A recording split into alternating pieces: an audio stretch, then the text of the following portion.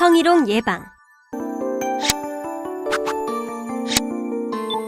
이번 시간에는 성희롱 예방교육의 필요성, 성희롱의 개념, 동향, 유형, 성희롱 예방의 실천 가이드에 대해 살펴봅니다. 이를 통해 성희롱 예방교육의 필요성, 성희롱의 개념, 동향, 유형의 파악, 성희롱 예방 방법에 대해 자세히 알아보시기 바랍니다. 그럼 본격적인 학습을 시작해볼까요? 성희롱 예방교육의 필요성. 민주노총 조사에 따르면 여성 노동자의 60.6%가량이 성희롱을 경험했다고 합니다.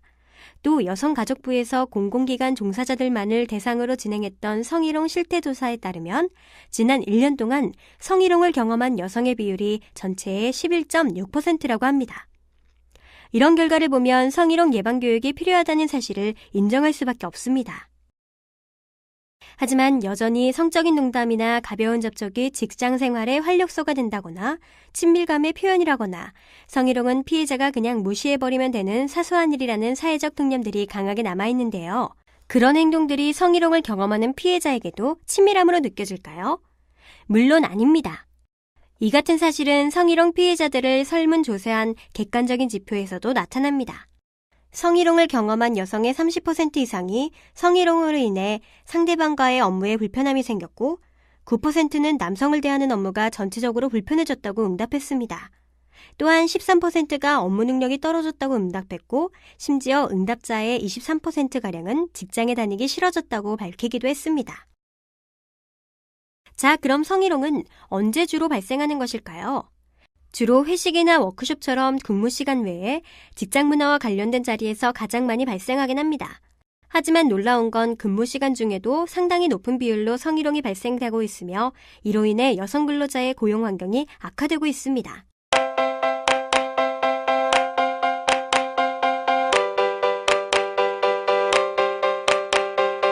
전국 곳곳의 산업 현장에서 수고하고 계신 근로자와 사업주 여러분 안녕하십니까?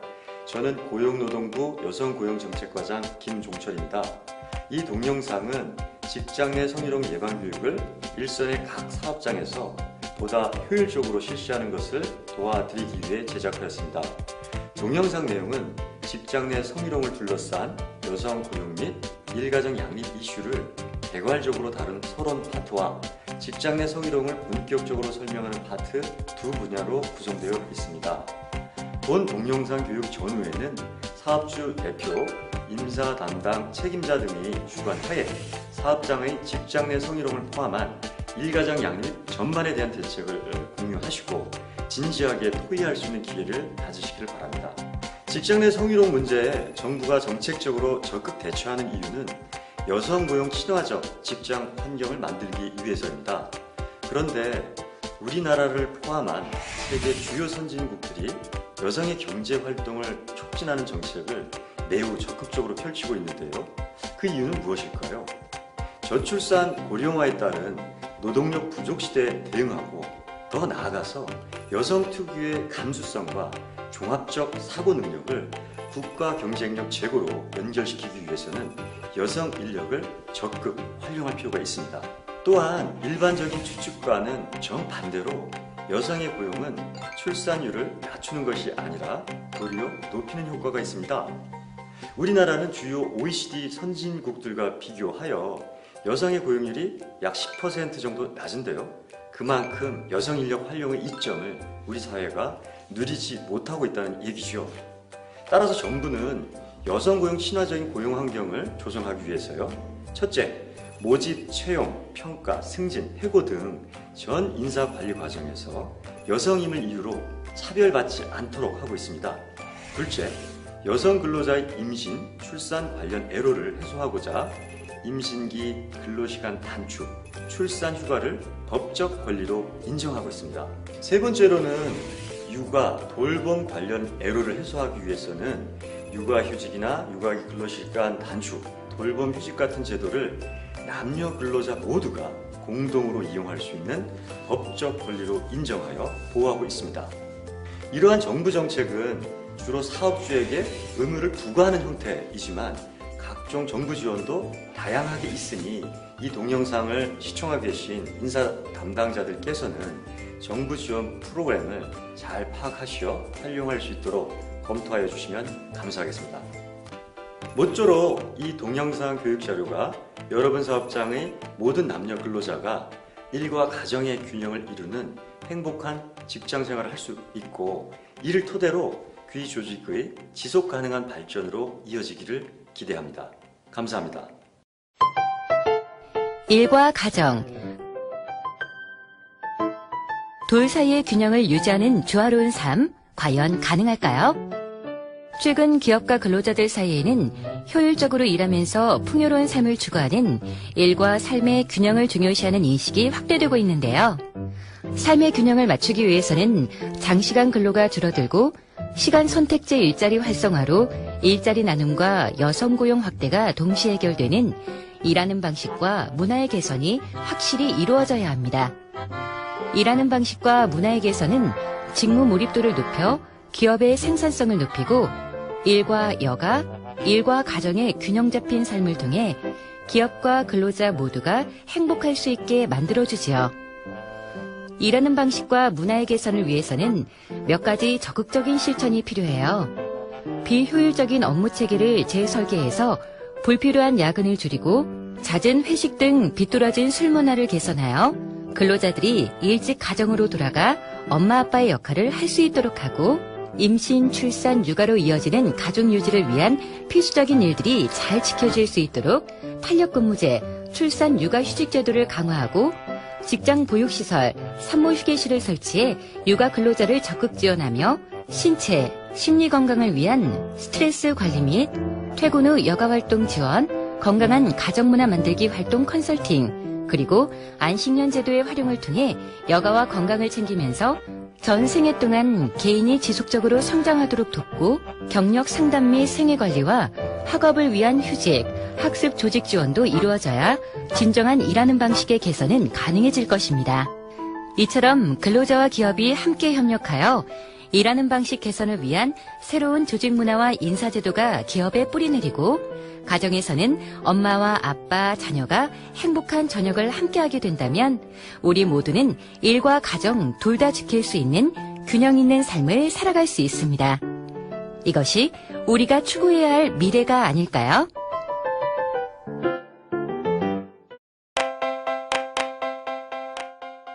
오늘 여러분들은 저와 같이 직장 내 성희롱 예방과 관련된 내용들을 살펴보시게 됩니다. 남녀고용평등과 일가정 양립 지원에 관한 법률에서는 성희롱과 관련하여 다양한 규정들을 두고 있습니다. 제12조에서는 사업주, 상급자 또는 근로자는 직장 내 성희롱을 하여서는 아니 된다 라고 하고 있고요. 사업주가 성희롱을 한 경우에는 1,000만 원 이하의 과태료에 처해지게 됩니다. 제13조는 직장 내 성희롱 예방교육과 관련하여 규정하고 있습니다. 사업주는 직장 내 성희롱을 예방하고 근로자가 안전한 근로 환경에서 일할 수 있는 여건을 조성하기 위하여 직장 내 성희롱의 예방을 위한 교육을 실시하여야 한다. 사업주 및 근로자는 제1항에 따른 성희롱 예방교육을 받아야 한다. 지금 사업주도 성희롱 예방교육을 같이 받고 계시지요. 제14조는 성희롱이 발생했을 때 어떠한 조치를 취할지에 대해서 규정하고 있습니다. 제1항은 행위자에 대해서 규정하고 있는데요. 사업주는 직장 내 성희롱 발생이 확인된 경우 지체 없이 행위자에 대하여 징계나 그 밖에 이에 준하는 조치를 하여야 한다. 제14조는 행위자에 대해서는 징계 또는 이에 준하는 조치를 취할 것과 성희롱 피해자에 대해서는 불리한 조치를 하지 않는 보호 의무를 규정하고 있습니다. 제14조의 2는 고객이나 업무 관련자가 성희롱을 한 경우에 대해서 규정하고 있는데요. 제1항에서는 사업주는 고객 등 업무와 밀접한 관련이 있는 자가 업무 수행 과정에서 성적인 언동 등을 통하여 근로자에게 성적 굴욕감 또는 혐오감 등을 느끼게 하여 해당 근로자가 그로 인한 고충 해소를 요청할 경우 근무 장소 변경, 배치 전환 등 가능한 조치를 취하도록 노력하여야 한다라고 규정하고 있어서 고객이나 업무 관련자가 성희롱을 한 경우에 있어서는 사업주가 근로자를 보호하기 위한 의무 노력을 부여하고 있습니다. 제2항에서는 사업주는 근로자가 제1항에 따른 피해를 주장하거나 고객 등으로부터의 성적 요구 등에 불응한 것을 이유로 해고나 그 밖에 불이익한 조치를 하여서는 아니 된다 라고 규정하고 있고요. 시행령을 보시게 되면 제2항을 보시게 되면은 1. 직장 내 성희롱에 관한 법령 2. 해당 사업장의 직장 내 성희롱 발생 시의 처리 절차와 조치 기준 3. 해당 사업장의 직장 내 성희롱 피해 근로자의 고충 상담 및 구제 절차 4. 그 밖에 직장 내 성희롱 예방에 필요한 사항을 다루도록 되어 있습니다. 자, 사업주의 의무 및 벌칙 보시죠. 성희롱 예방 교육을 하지 않은 경우에는 300만 원 이하의 과태료, 사업주가 성희롱 행위를 한 경우에는 1000만 원 이하의 과태료, 그리고 성희롱 행위자에 대해서 조치를 취하지 않은 경우, 성희롱 피해자에게 불리한 조치를 취한 경우에 어떠한 벌칙을 받게 되어 있는지를 규정하고 있습니다.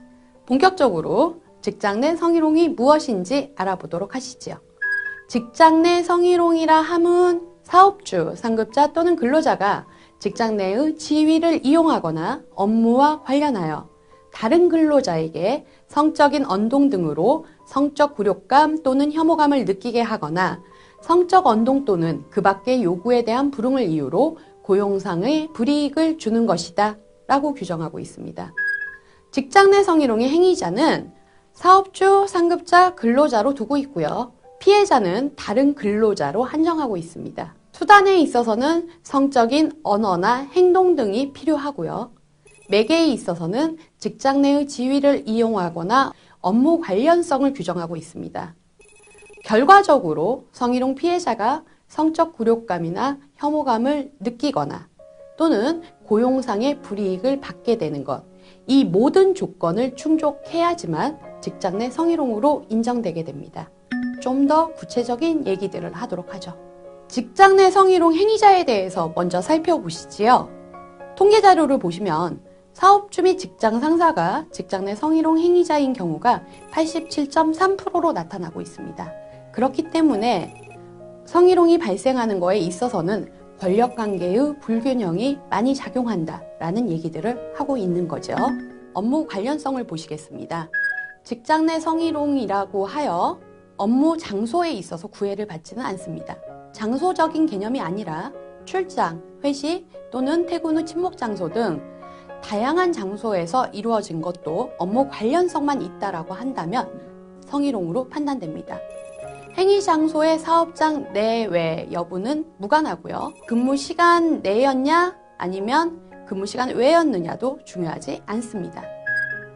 자, 이와 관련해서 성희롱이 직장 내에서 발생한 경우가 42.6%, 그 외에 가장 많게는 회식 장소 또는 야유회 워크숍에서 발생한 성희롱이 50% 이상을 차지하게 됩니다.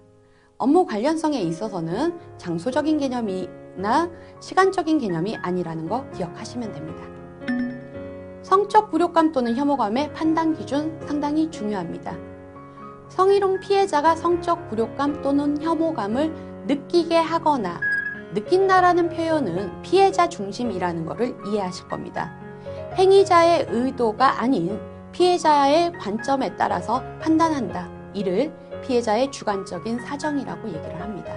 일반적이고 평균적인 사람도 피해자와 같은 경우라면 성적 굴욕감 또는 혐오감을 느꼈을 것인가 라는 부분들이 중요하고요. 이를 저희가 사회 통념이라고 얘기를 합니다. 그리고 성희롱과 관련해서 당사자의 관계, 장소라든가 반복성 여부 등 구체적으로 사안을 살펴봐서 성희롱을 인정하는 것들이 일반적입니다. 성적 굴욕감 또는 혐오감에 대해서 대법원은 어떠한 판단을 내리고 있는지를 보실까요? 객관적으로 상대방과 같은 처지에 있는 일반적이고도 평균적인 사람에게 성적 굴욕감이나 혐오감을 느낄 수 있게 하는 행위가 있고 그로 인하여 행위의 상대방이 성적 굴욕감이나 혐오감을 느꼈음이 인정되어야 한다. 자, 이러한 대법원의 입장을 고려하시면서 사례 하나를 보도록 하겠습니다. 22살 여직원에게 가끔 가다가 어깨를 주무르라고 했습니다. 어깨를 주무르라는 행위를 따르지 않으면은 화를 내는 행동들을 계속 반복하다가 여성이 싫다라고 하자 이 남성이 어깨 좀 주무르는 게 뭐가 어렵냐라고 이 여성의 뒤에 와서 여성이 싫다고 했음에도 불구하고 어깨를 주무르고 뒤에서 껴안는 행위를 합니다. 이에 대해서 여성이 업무상 추행으로 남성을 고소합니다. 여성에 대한 추행에 있어서는 신체 부위가 중요하지 않다라고 판단을 합니다.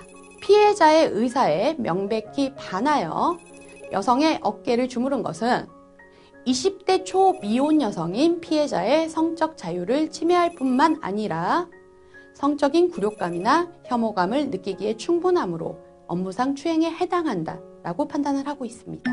객관적으로 피해자와 같은 처지에 있는 일반적이고도 평균적인 사람을 어떻게 규정해야 하는가에 대해서 두 가지 시사점을 얻게 됩니다.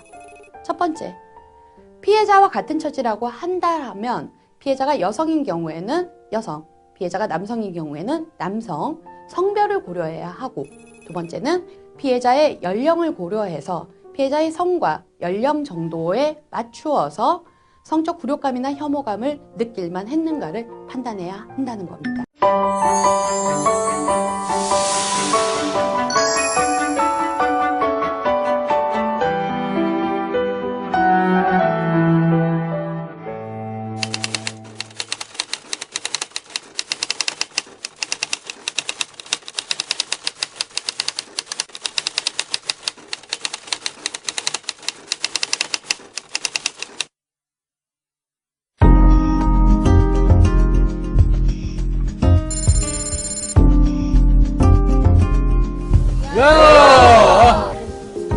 사건이 일어난 날은 지난 연말. 3차까지 이어진 팀 회식이 끝난 새벽 1시경이었습니다. 맛있게 먹었어요. 잘 먹었어요? 네, 잘 먹었습니다. 박 팀장이 그 서경 씨를 자꾸 데려다 주겠다고 그 대리를 부르더라고요. 대리기사님을. 저도 그냥 지하철역까지만 좀 얻어 타고 가려고 앞자리에 탔었죠. 박 팀장이 좀 워낙 취해 있었고, 그리고 회식 도중에 내내 자꾸 이렇게 서경 씨를 옆에다 앉혀놓고 좀 추근덕거리기도 했었거든요. 그게 좀 걱정되기도 하고, 그래서 좀 따라 탔습니다.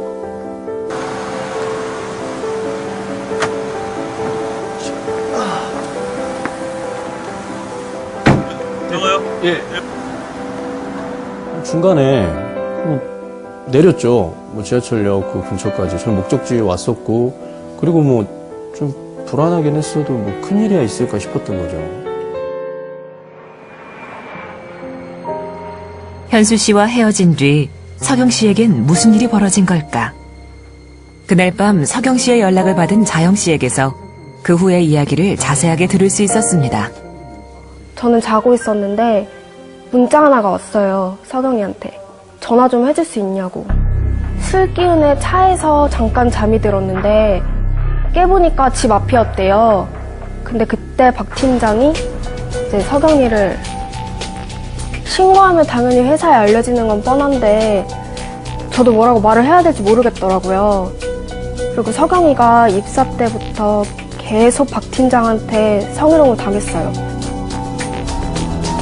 지속적인 성희롱은 그날 밤 성폭행으로 이어졌습니다.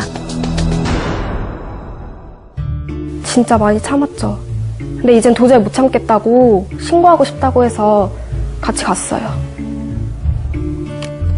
마지막까지 함께 있던 현수 씨는 자책감에 힘들어하고 있었습니다.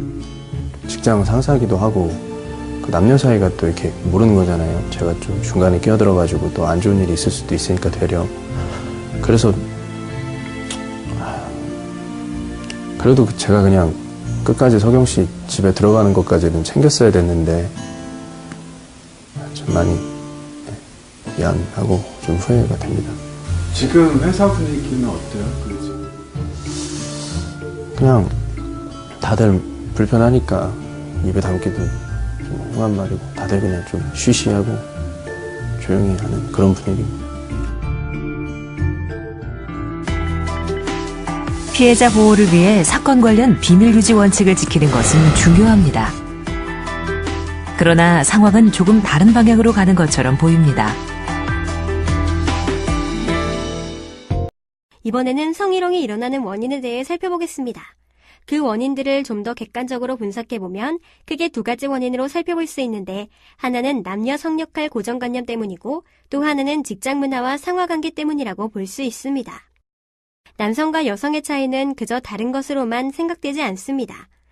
여성과 남성의 차이가 한 성이 다른 성보다 특정한 사회적 역할에 더 적합하다는 생각과 연결된다는 것이죠. 이러한 생각을 성역할 고정관념이라고 부릅니다. OECD 기준으로 2010년 여성 경제활동 참가율은 54.5%에 달합니다. 2011년 통계청 발표에 따르면 맞벌이 가구의 비율이 외벌이를 추월했다고도 하죠. 하지만 여전히 우리 사회에는 여성에게 직장은 어디까지나 이체적이며 여성의 일이 남편의 벌이에 부수적이라는 생각이 널리 퍼져 있습니다. 이러한 성역할 고정관념은 직장 내에서 다양한 영향을 미칩니다. 여성들은 남성과 달리 외모가 여전히 중요한 채용 기준이고 면담자의 30에서 40%가 면접 시 결혼 계획이나 출산 계획 혹은 배우자나 자녀, 결혼 이후 직장 생활 지속 여부에 대해 질문을 받는다고 하는 조사 결과가 있습니다. 또 업무 분장에서도 역시 성역할 고정관념이 영향을 미치고 있죠. 즉, 회사에서 중요한 업무라고 생각되는 건 능력에 상관없이 무조건 남자 직원에게 맡기는 경우를 예로 들 수 있습니다. 이렇게 남자 직원들이 바이어나 핵심 업무에 보다 많이 배분되는 반면에 여성 직원들은 보다 보조적인 업무를 담당합니다. 이러다 보니 승진에서도 불이익을 받게 되고 회식 같은 직장 문화에서도 여성을 보조적인 사람, 분위기 맞춰주는 사람으로 인식해서 성희롱이 발생하게 되는 것입니다. 따라서 가끔 회사 여직원을 노래방 도우미로 착각하는 사람들이 있는데 이런 분들은 정말 반성해야 합니다. 직장 문화 안에서 성희롱에 대한 인식이 이렇게 부족할 때 당사자에게 불쾌감과 굴욕감을 불러일으키는 경험들은 친밀함의 표현으로 잘못 생각되기 쉽습니다. 이러한 분위기 안에서 가해자는 자신의 행위가 부적절하다는 것을 이해하지 못할 가능성이 높고 또한 피해자가 쉽게 문제를 제기하지 못한 채 반복적인 성희롱에 직면할 위험이 큽니다. 한 여직원이 회식 후 직속 상사로부터 차 안에서 성폭행 피해를 당했습니다. 여직원은 사건을 경찰에 신고하는 것은 물론 기관 내 설치된 성희롱 고충 처리 기구에도 사건을 알렸습니다. 하지만 우리가 주목한 것은 사건을 대하는 주변 사람들의 태도였습니다. 현수 씨는 성폭력이 의심되는 상황을 보고도 적절히 개입하지 못했으며 함께 일하는 동료들은 모른 척 침묵했습니다. 우리는 궁금해졌습니다. 가해자와 피해자는 분명한데 왜 아무도 나서지 않는 걸까요? 여러분도 성폭력 피해는 그저 한 개인의 불행이며 민감한 문제이니 제3자가 개입해선 안 된다고 생각하십니까? 우리 주변에서 일상적으로 벌어지는 성폭력에 대해 왜 우리는 방관자가 되는 걸까요?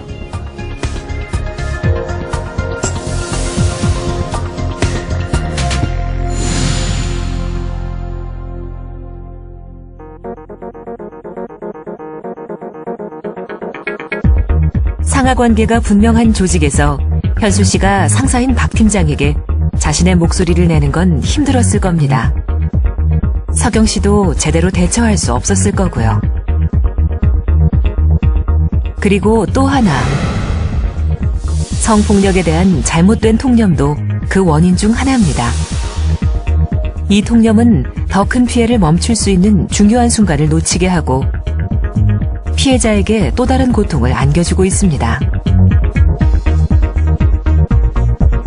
자, 다음으로 성희롱의 또 다른 원인에 대해 살펴보겠습니다. 우리 사회에서 성희롱의 신고율은 매우 낮은 편입니다. 민주노총 2011년 조사에 따르면 피해자의 79%가량이 특정한 성적 운동을 성희롱으로 규정하고 이에 불쾌함을 느꼈음에도 불구하고 사과를 비롯한 아무런 조치를 요구하지 않았다고 합니다. 직장 내 성폭력의 가해자가 대부분 직장 상급자이기 때문입니다. 조사 결과에 따르면 84% 정도가 상급자였다고 하는데요. 그러다 보니 다들 눈치를 보게 되고 직장에서 더 큰 불이익을 받지 않을까 하는 우려 때문에 신고를 하지 못하는 것이죠. 대부분 성희롱의 가해자가 남성이고 피해자가 여성이 되는 것도 같은 맥락에서입니다. 만일 여성이 남성보다 높은 지위와 권력을 가진다면 여성이 가해자가 될 수도 있습니다. 또한 여전히 직장 내에서 성희롱에 공식적으로 항의하는 피해자들을 지지해주지 않는 것도 한 원인입니다. 피해자를 매우 유별나거나 특별히 예민한 사람으로 취급하곤 하는데요. 가해자는 그럴 사람이 아니라거나 너 한 사람 때문에 직장 분위기가 험악해진다거나 말도 함부로 못하겠다 등등 적대적인 주변의 반응에 부딪히기도 합니다. 이런 이유로 많은 피해자들은 성희롱에 대한 문제 제기를 기피하게 되는 것입니다. 따라서 성희롱 예방을 위해서는 성희롱에 대한 피해자의 정당한 문제 제기를 지지해주고 지원해주는 직장 문화가 무엇보다 중요하며 피해자의 문제 제기를 경청하는 직장 문화 안에서 피해자는 보다 수월하게 피해 경험을 이야기할 수 있고 이러한 과정은 이후에 발생할 수 있는 성희롱을 예방하는 데도 매우 큰 효과가 있습니다. 30-40%는 아동 청소년 시기에 처음 발생합니다.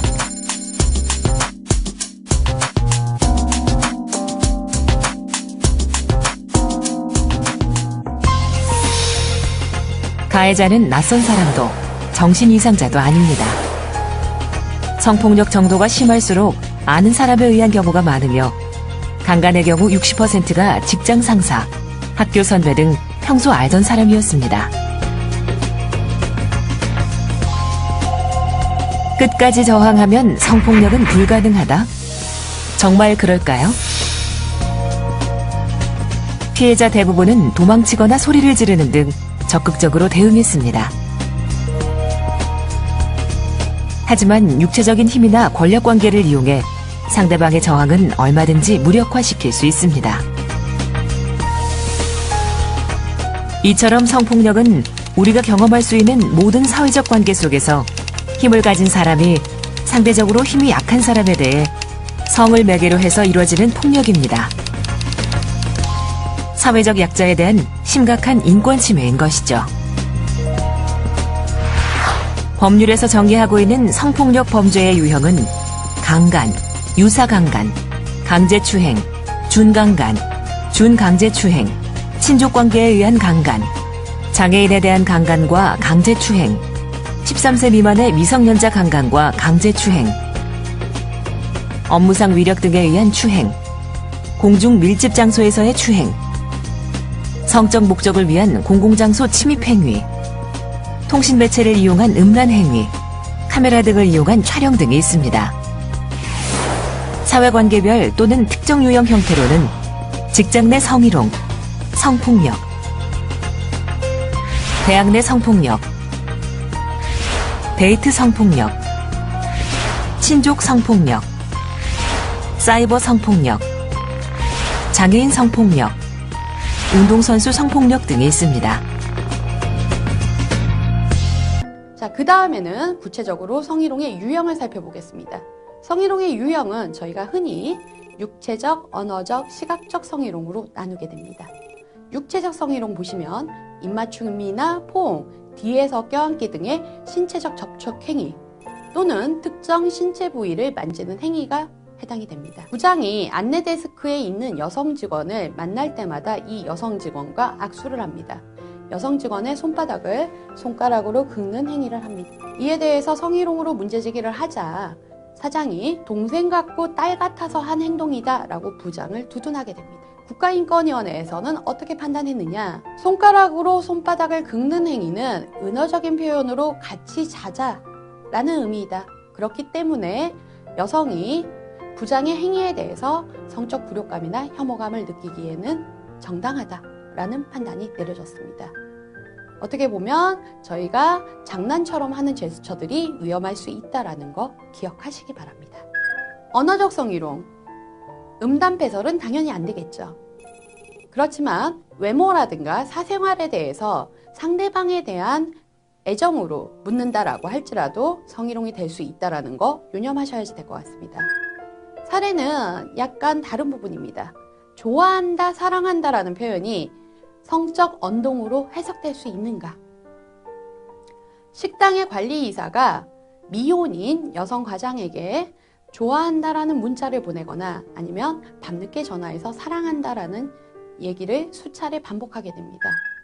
기혼인 남성이 미혼인 여성에게 좋아한다고 문자를 보내거나 아니면은 늦은 시간에 전화하여 사랑한다라고 얘기하는 것은 부하 직원이 아닌 사적인 관계에서의 여성으로 생각하는 언동으로서 합리적인 여성의 관점에서 볼 때 성적 굴욕감과 혐오감을 느끼기에 충분하다.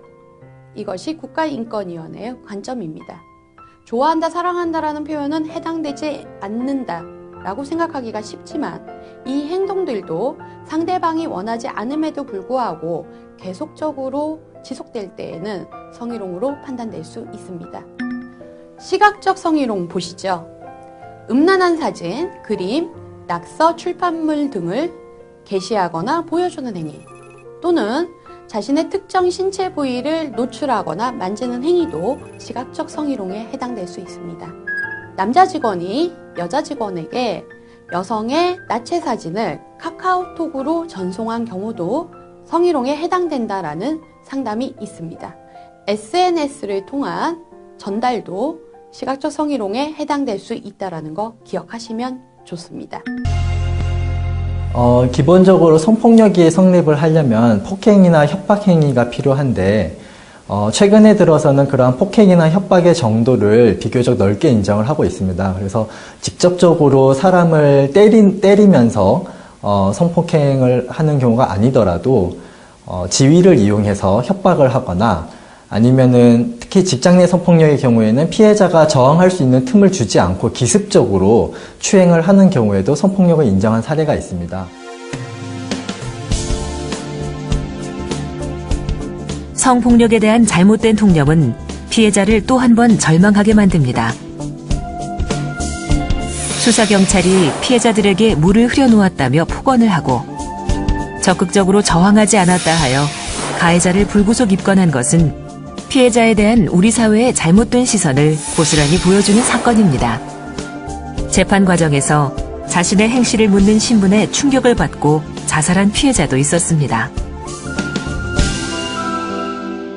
최근에 굉장히 주목받고 있는 성폭력 범죄는 아동이나 장애인과 같이 누구나 분노할 수 있고 누구나 성폭력이라고 쉽게 인정할 수 있는 그런 사건인 경우가 대부분입니다.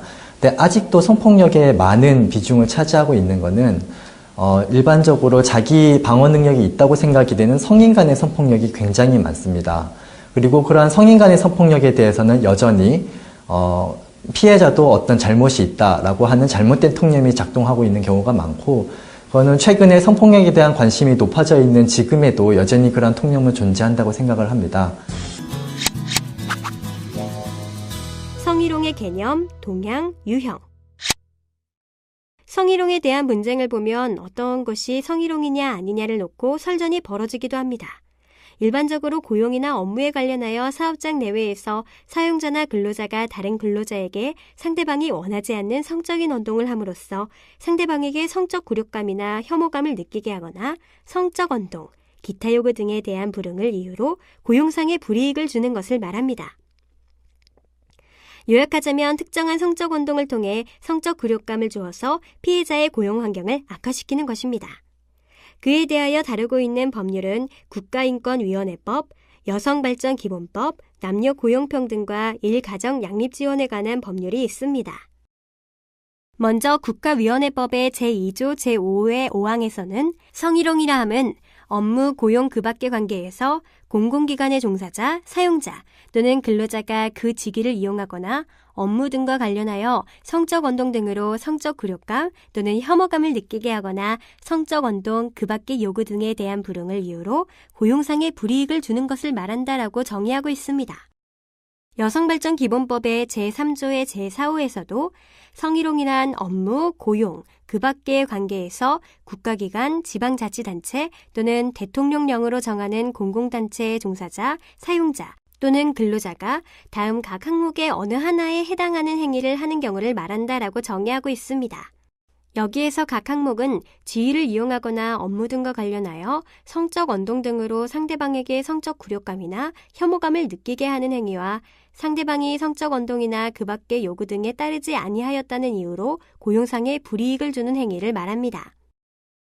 또한 동법 제17조의 2를 보면 첫째, 국가기관 등의 장과 사업주는 대통령령으로 정하는 바에 따라 성희롱을 방지하기 위하여 교육을 하는 등 필요한 조치를 하여야 하고 국가기관 등의 장은 그 조치 결과를 여성부 장관에게 제출하여야 한다. 둘째, 여성부 장관은 제1항에 따른 국가기관 등의 성희롱 방지 조치에 대한 점검을 대통령령으로 정하는 바에 따라 매년 실시하여야 한다. 셋째, 여성부 장관은 제2항에 따른 점검 결과 성희롱 방지 조치가 부실하다고 인정되는 국가기관 등에 대하여 대통령령으로 정하는 바에 따라 관리자 특별교육 등 필요한 조치를 취하여야 한다. 넷째, 여성부 장관은 제2항에 따른 국가기관 등의 성희롱 방지 조치 점검 결과를 언론 등에 공표할 수 있다. 다만 다른 법률에서 공표를 제한하고 있는 경우에는 그러하지 아니하다.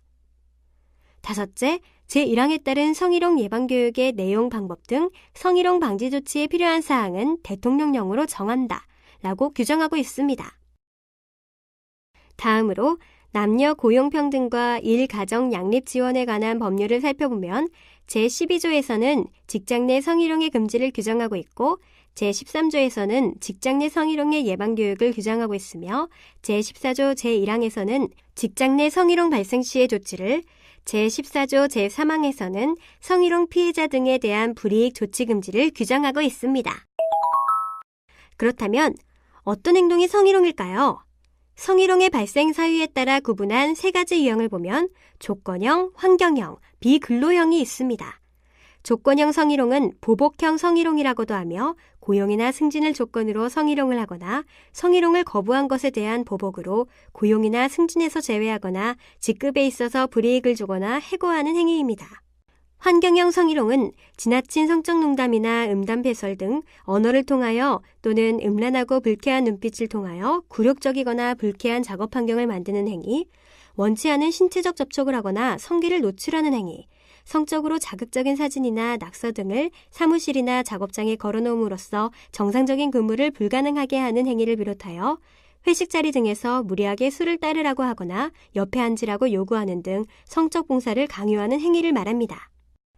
또 비근로형 성희롱은 고용이나 근로관계 외에 스승이나 제자의 관계에서 입학, 졸업, 성적, 학위 수여 또는 추천서 등을 대가로 행하는 성희롱을 말합니다. 현행 국가인권위원회법에서는 업무, 고용 외의 그 밖의 관계를 성희롱의 정의에 추가함으로써 통제기관의 범위가 확대되어 학교에서 교수가 그 직위를 이용하여 재학생이나 학업과 관련하여 성희롱하는 행위를 포함하고 있습니다. 또한 성희롱의 행동 유형에 따라 구분할 수도 있는데요. 예방교육을 들어보신 분들은 아마도 육체적 성희롱, 언어적 성희롱, 시각적 성희롱에 대해 많이 들어보셨을 것입니다. 표를 보면 성희롱 행위를 명쾌하게 구분할 수 있다고 생각하겠지만 현실에서 성희롱 여부를 판단해야 할 때 많은 사람들이 성희롱의 정의가 너무 애매하다고 느낍니다. 실제로 성희롱의 여부는 당사자 간의 업무 관련성, 언동이 행해진 장소 및 상황, 그 언동에 대한 상대방의 명시적 또는 추정적 반응 등을 구체적으로 종합해서 상대방이 그러한 행위를 원치 않았고 불쾌감을 느꼈는지, 성적 함의가 있으며 성적 굴욕감이나 혐오감을 줄 만한 행위였는지에 의해 판단되기 때문에 특정한 행동을 충족시켰는가만이 중요한 것은 아닙니다. 즉, 성희롱인지 아닌지 여부는 행위자의 의도가 아니라 그 행위로 상대방이 어떤 영향을 받았는가에 달려있는 것입니다. 성희롱 예방 실천 가이드. 직장 내 성희롱이 발생했을 때 사후 대처에서 가장 중요한 역할을 하는 사람은 누구일까요? 바로 사업주입니다. 무엇보다 성희롱이 발생하지 않도록 모두가 노력하는 일이 중요하지만 성희롱이 일단 발생한 이후 사업주가 어떤 대책을 취했는가에 따라 불미스러운 성희롱 사건이 좋은 사업주 덕분에 잘 해결된 사건이 될 수도 있습니다. 이러한 사업주의 해결 노력에 대한 내용은 법에도 명시되어 있습니다. 남녀 고용평등과 일가정 양립 지원에 관한 법률을 살펴보면 사업주는 성희롱과 관련하여 근로자의 고충의 신고를 받았을 경우에는 자율적인 해결을 위해 노력을 해야 한다고 규정되어 있으며 세부 사항은 크게 4개로 볼 수 있습니다. 첫째, 구두, 서면, 우편, 전화, 팩스, 인터넷 등의 방법으로 고충 신고가 가능하다. 둘째, 신고를 받은 때에는 특별한 사유가 없는 한 10일 이내에 사업주가 직접 처리하거나 노사협의회에 위임하여 처리한다. 셋째, 사업주는 사업주의 직접 처리 결과 또는 노사협의회 위임 사실을 근로자에게 통보하여야 한다. 넷째, 고충 접수 및 처리 대장을 작성, 비치하고 관련 서류는 1년간 보존하여야 한다라고 구체적으로 명시되어 있습니다. 이처럼 사업주는 성희롱이 발생했을 때 피해자에게 불이익 조치를 주지 않고 피해자와 신고자를 보호하면서 사건을 잘 처리해야 하는 의무와 사업주가 직장 내 성희롱을 하면 안 된다는 금지 의무가 있습니다. 물론 사업주부터가 성희롱을 하지 않는 솔선수범을 보여야 합니다. 그 외에 사업주가 자율적으로 해결하려는 노력은 구체적으로 피해자 보호를 위한 인사조치, 중지자로서의 노력, 가해자 특별교육 및 예방교육 실시 등의 노력이 포함됩니다. 또한 직장 내 성희롱 예방교육을 실시해야 하는 의무도 있죠. 역시 법에 명시가 되어 있습니다. 즉 사업주는 직장 내 성희롱을 예방하고 근로자가 안전한 근로 환경에서 일할 수 있는 여건을 조성해야 하기 때문에 이런 성희롱 예방교육을 매년 1월 1일부터 12월 31일 사이에 1회 이상 실시해야 하는데요. 만약 이를 이행하지 않으면 고평법 제39조 제3항에 의해서 300만 원 이하의 과태료를 물게 됩니다. 이번에는 성희롱을 예방할 수 있는 방법에 대해 살펴보겠습니다. 요즘 사회적으로 성희롱에 대한 경각심이 높아지고 있으며 그에 따라 직장 내 성희롱과 관련된 판결들도 변화하고 있습니다. 하지만 무엇보다 성희롱이 일어나지 않도록 예방하는 것이 최선입니다. 그렇다면 성희롱 예방을 위해서는 어떻게 해야 할까요? 교육받은 것처럼 어떤 행위들이 성희롱인지를 숙지하고 이러한 행동을 하지 않기 위해 노력하는 것이 우선일까요? 그것도 아주 중요합니다. 하지만 무엇보다 특정한 언동에 대해서 상대방이 어떻게 느끼고 영향을 받을지에 대해 고려하고 공감하는 자세가 필요합니다. 바로 남녀가 평등한 직장 문화를 만드는 것이 중요한 것입니다. 성희롱 예방은 바로 그런 것에서부터 시작될 수 있기 때문입니다. 평등한 동료의식을 가지고 직장 문화에 대한 문제 제기를 분위기 깨는 도칠 행동이 아니라 공감하고 함께 변화를 모색해야 할 문제로 보고 고민하는 것이 필요하다고 볼 수 있습니다. 이렇게 현수 씨와 자영 씨는 나는 무엇을 할 수 있을까에 대한 대답을 조금씩 찾아가는 중입니다. 하지만 성폭력은 개인의 문제가 아닌 우리 모두의 문제입니다. 우리 국민들이 생각하는 여성가족 분야의 최우선 국정과제는 바로 성폭력으로부터 안전한 사회라고 합니다. 이에 정부는 성폭력으로부터 안전한 사회를 만들기 위해 가해자 처벌은 보다 엄중하게, 피해자 지원은 보다 꼼꼼하게, 그리고 사전 예방은 보다 내실 있게 추진하고 있는데요. 이러한 법과 제도는 서경 씨를 어떻게 돕고 있을까요?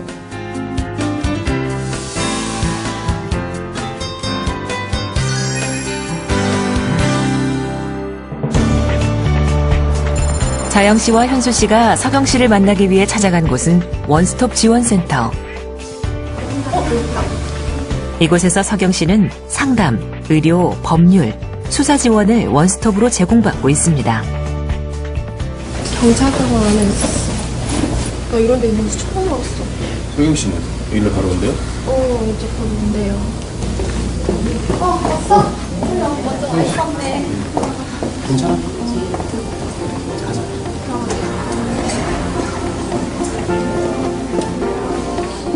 원스톱 지원센터는 상담원, 여자경찰관, 간호사, 임상심리 전문가, 심리치료사들이 근무하면서 피해자 회복을 위해 지원하고 있습니다.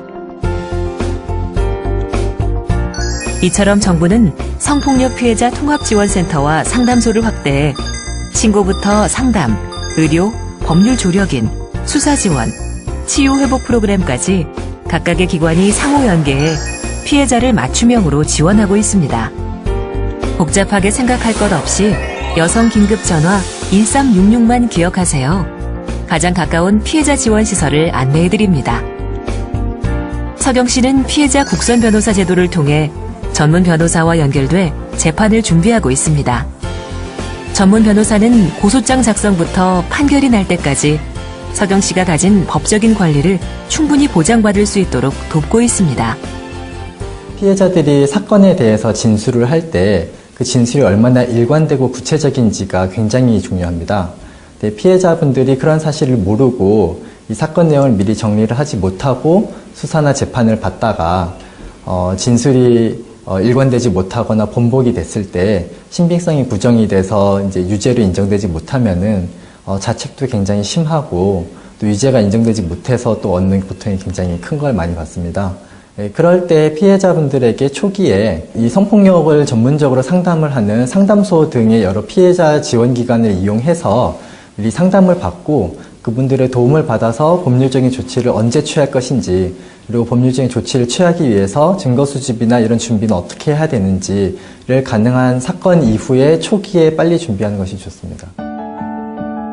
많은 사람들의 도움 속에서 서경 씨는 홀로 아픔을 감당하지 않겠다고 결심할 수 있었습니다. 많이 힘들긴 했지만 그렇다고 해서 제 삶을 포기하고 싶진 않았어요. 내가 잘못한 거 아니다. 내가 먼저 숨지 말자. 그렇게 제 자신한테 얘기를 했어요. 물론 저를 비난하는 사람도 있었지만 도와주려는 사람들이 더 많았으니까요. 무엇보다 직장 내에서는 성희롱을 예방하는 명확한 대책 수립이 필요한데요. 즉, 직원들에게 그들의 권리와 의무에 대해 교육하고 성희롱 발생 초기에 사건을 신고하도록 격려하며 조직의 방침에 따라 분쟁을 신속하고 공평하게 해결하도록 돕는 포괄적인 대책이어야 합니다. 그리고 모든 직원이 이해할 수 있도록 방침과 신고 절차가 명문화되어 있어야 하며 또한 이렇게 쓰여진 방침과 절차를 따르도록 직원들에게 교육해야 합니다. 이렇게 명확한 절차를 수립하면 어떤 점에서 좋을까요? 우선 피해자는 사내에서 불만을 해결하게 되어 소송을 할 가능성이 적어지고 행위자가 받은 징계에 대한 불만이 신속하고 정당하고 알려지지 않게 다루어지면 소송을 제기할 가능성도 적어지게 됩니다. 또한 이러한 절차들은 소송보다 훨씬 비용이 적게 들고 회사의 부정적인 노출을 줄이게 되며 사기 저하, 생산성 저하, 고의적 결근, 빈번한 전직과 같은 직장 내 성희롱의 경제적 비용을 줄일 수 있게 됩니다. 이러한 장점을 살리기 위해 관리자 또는 사업주는 다음의 6가지 조치를 적극적으로 실행하는 것이 중요합니다.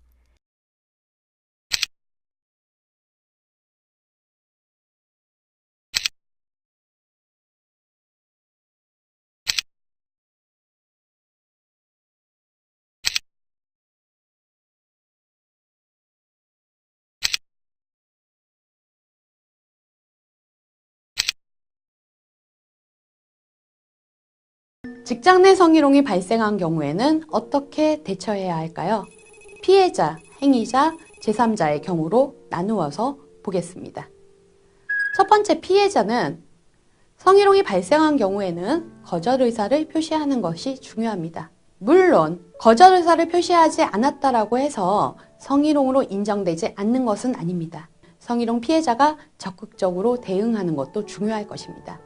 거절 의사를 표시하실 때에는 자신의 의사를 명확하게 표현하는 것들이 좋고요. 모호한 표현과 행동은 행위자에게 그것이 성희롱이다라고 항의한다라는 느낌을 주지 못합니다. 그렇기 때문에 자신 있게 불이익을 두려워하지 마시고 행동하시기를 권유합니다. 두 번째로, 성희롱이 발생한 경우에는 전문기관에 상담하시는 것이 중요합니다. 주변 지인에게 상담을 하시는 경우에는 주변 지인의 성희롱에 대한 관점이 잘못된 경우에는 오히려 피해자가 상처를 입는 경우도 있습니다. 전문기관에 성희롱과 관련해서 상담을 하신다라면은 성희롱의 인정 기준이라든가 아니면 성희롱에 어떻게 대응해야 하는지에 대해서 충분히 상담을 받으실 수 있습니다. 증거 자료도 수집을 하시는 게 중요한데요. 직접적인 성희롱 증거가 아니라고 할지라도 주변 지인에게 언제 성희롱에 대해서 처음 얘기했는가 또는 문자 메시지 등으로 다른 사람에게 성희롱과 관련해서 알린 적이 있는가 라는 것도 간접적으로 증거가 될 수 있습니다. 자, 성희롱이 발생한 경우에 있어서 남녀고용평등과 일가정 양립 지원에 관한 법률에서 보셨듯이 사업주는 성희롱 행위자에 대해서 조치를 하고 피해자를 보호할 의무가 있습니다. 이는 회사에서 자율적으로 성희롱을 해결하는 것들이 가장 바람직하다라는 얘기입니다. 그렇기 때문에 평소 회사의 취업규칙이나 고충 처리 절차를 잘 알아두시고 회사 내에서 도움을 줄 수 있는 동료나 상사를 찾아서 회사에서 성희롱 사건을 공식적으로 해결하시는 것들이 가장 바람직합니다. 만약 우리 회사가 성희롱에 대해서 적극적으로 대처를 잘 못한다. 그 경우에는 외부 기관에서 성희롱에 대해서 이의 제기하실 수 있습니다. 국가인권위원회나 고용노동부는 성희롱 진정사건을 처리하여 성희롱에 대한 판단을 하고 조치를 취하고 있습니다. 피해자는 분명한 거절 의사를 표시하는 것들도 중요하고요. 회사에 성희롱 고충을 신고하거나 회사에서 자율적으로 해결이 안 된다라고 하는 경우에는 고용노동부나 국가인권위원회에 성희롱 진정을 하실 수가 있습니다. 또는 민사소송이나 형사소송을 이용하실 수도 있습니다. 성희롱 행위자가 되지 않기 위해서는 어떠한 행동들이 필요할까요? 일단 직장 내에서 음담패설이야 당연히 자제하셔야 되겠죠. 외모에 대한 평가나 또는 사생활에 대한 언급이 성희롱이 될 수 있다는 거 유의하셔야지 될 것 같습니다. 불필요한 신체 접촉을 자제하는 것도 필요하고요. 상대방이 성희롱이라고 주장하는 경우에는 그에 대해서 일단 피해자의 입장을 이해하고자 노력하는 부분들이 중요하다라고 봅니다. 성희롱이 둘 사이에만 발생하는 게 아니라 여러 사람이 같이 있는 장소에서 발생한다라고 했을 때에는요. 성희롱 행위자, 피해자뿐만 아니라 주변 사람들이 어떻게 행동하는가도 성희롱을 예방하는 데 있어서 중요할 것입니다. 누군가가 성희롱에 대해서 문제 제기를 했을 때 피해자를 도와주기 위해서 노력하시는 것들도 상당히 중요합니다. 피해자가 성희롱으로 인해서 2차 피해를 받을 것인가 아닌가는 주변 사람들의 어떠한 행동을 하느냐가 상당히 중요합니다. 일단 성희롱이 접수되면은요, 상담과 조사를 해야지 되고요. 사실 확인을 하게 되면은 성희롱 행위자 및 피해자에게 조치를 취하게 됩니다. 그리고 결과 통지 및 재발 방지를 하는 것이 회사의 의무겠지요. 성희롱 상담에 있어서는 즉각적이고 신속하게 대응하시는 게 필요하고요. 성희롱 행위자와 피해자로부터 충분한 설명을 듣고 공정하고 세심하게 조사하셔야 됩니다. 우리 회사의 사내 성희롱 구제 절차는 어떠할까요? 우리 회사의 사내 성희롱 처리 절차와 관련해서는 과연 성희롱 예방 수준이 어떠한가를 점검해 보도록 하죠. 첫째, 우리 회사는 어떤 유형의 성희롱도 용납되지 않는다는 사실을 명시한 명문화된 정책을 가지고 있습니까?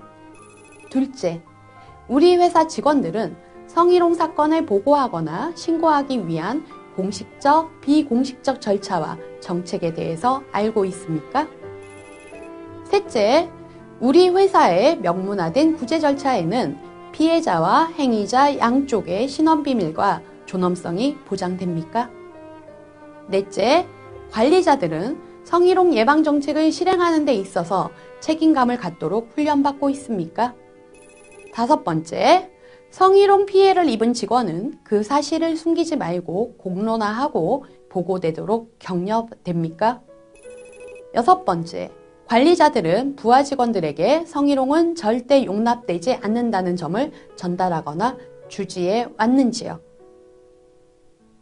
우리 회사의 구체적인 성희롱 예방 절차가 어떻게 되는지에 대해서 이후에 자세히 살펴보면서 평가하시기 바랍니다.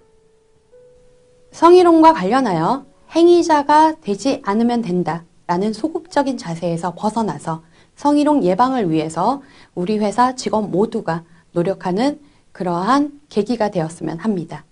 감사합니다. 만약 사업주나 직장 동료들이 협조하지 않아서 직장 내 해결이 곤란하다면 법적 조치를 취할 수 있도록 단계가 마련되어 있습니다. 성희롱이 발생하면 상담 및 조사를 한 후 조정 단계를 거치게 됩니다. 그런 다음 징계나 피해자 보호 조치 등의 조치를 하게 되죠. 이런 법적 조치의 단계는 직장 외의 분쟁 해결에도 유용합니다. 법적 절차를 좀 더 세부적으로 살펴보면 성희롱의 법적 구제 방법은 크게 세 가지가 있습니다. 우선 국가인권위원회에 진정하는 방법이 있습니다. 이때 성희롱 피해가 있는 날부터 1년 이상 경과하여 진정한 경우에는 국가인권위원회가 각하 처리를 할 수 있다는 점을 유의해야 합니다. 국가인권위원회는 진정을 접수하면 조사, 심의, 의결을 거쳐 성희롱으로 판단하는 경우에는 성희롱 행위자 또는 그가 속한 기관장에게 구제 조치 등을 권고할 수 있으며 필요하다고 판단하는 경우 당사자 간 합의나 조정을 통해 문제를 해결하기도 합니다.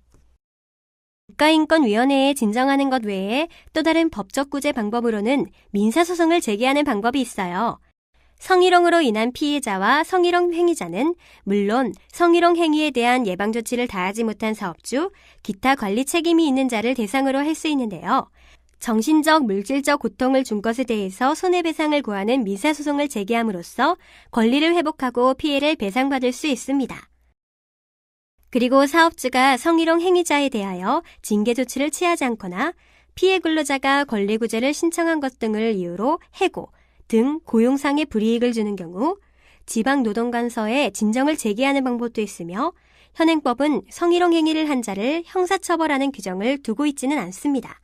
따라서 단순 성희롱 행위에 대해서는 형사고소로 법적 구제를 받는 것이 어렵다는 점에 유의해야 하며 성희롱 행위에 강간, 강제추행 등의 성폭력 행위가 게재되어 있는 때에는 가해자를 형사처벌하는 것이 가능하다는 점도 기억해야 합니다. 무시하지 않고 침묵하지 않고 우리가 할 수 있는 일은 많이 있습니다. 하지만 여기서 하나의 질문이 남습니다. 사건이 일어난 다음이 아닌 그 전에 우리가 할 수 있는 일은 없을까요? 가해자를 처벌하고 피해자를 보호하는 일은 그 자체로도 좋은 예방이 됩니다. 하지만 성폭력을 근본적으로 근절하기 위해서는 우리 사회가 보다 안전해야 합니다. 조직 문화와 주변 환경을 변화시키기 위한 능동적인 참여, 변화는 조금씩 시작되고 있습니다.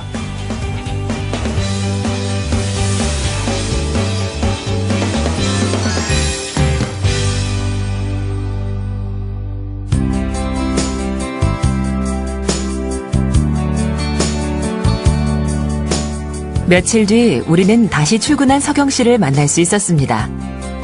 기관은 서경 씨의 뜻을 존중해 휴직 권고를 철회하고 박 팀장을 다른 지점으로 보냈습니다. 기관의 태도가 변한 데에는 현수 씨와 자영 씨를 비롯한 동료들의 도움이 컸습니다. 일하고 있었지. 이번 사건이 알려지면서 그러니까 서경이랑 비슷한 경험을 한 직원들이 같이 힘을 모았어요.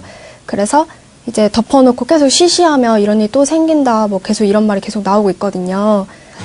성폭력 사건이 발생했을 때 피해자를 안전하게 보호하고 일할 권리를 지켜주는 것은 가장 중요한 원칙입니다. 무엇보다도 중요하게 생각해야 하는 건 피해자를 어떻게 보호할 것인가라고 하는 점이라고 생각합니다. 그래서 피해자가 이 원래 직장 내 성폭력이 발생되고 난 이후에는 피해자가 계속 일을 하기가 굉장히 힘든 상황이에요. 그럴 때 피해자가 다른 문제가 생기지 않고 계속 일을 할 수 있도록 초기 보호 절차를 아주 잘 해야 하고. 일례로 KTCS는 전화로 성희롱을 일삼는 고객에 대해 상담사 개인이 아닌 회사가 직접 법률적으로 대응하고 있습니다. 이를 통해 상담사를 보호할 뿐만 아니라 일상화된 성폭력에 대한 사회적 경각심을 일깨워주고 있습니다. 최근 공직사회는 성범죄에 대한 무관용 원칙을 강화하며 성폭력 예방에 앞장서고 있습니다. 고의로 성범죄를 저지른 공무원에 대해서는 파면할 수도 있으며 가해자는 물론 사건을 은폐하거나 피해자를 모욕한 2차 피해 관련자에 대해서도 징계 조치를 할 수 있게 됐습니다. 이처럼 성폭력 사건에 대해 기관 차원에서 단호하게 대처하는 것은 향후 성폭력 재발 방지와 예방을 위해 꼭 필요한 조치입니다. 조직 문화 또한 점검해 보아야 합니다. 그리고 또 한 가지는 도대체 우리 조직에서 이런 사건들이 왜 발생했는지 조직 문화를 점검해보는 중요한 기회로 삼아야 된다고 생각을 합니다. 그래서 혹시 직장 내에서 성희롱이나 성폭력들이 언제든지 쉽게 벌어질 수 있는 조직 문화는 아니었는가, 사람들의 인식에 있어서의 문제점은 무엇인가, 이런 것에 대해서 좀 짚어보는 기회로 삼아야 할 것이고요.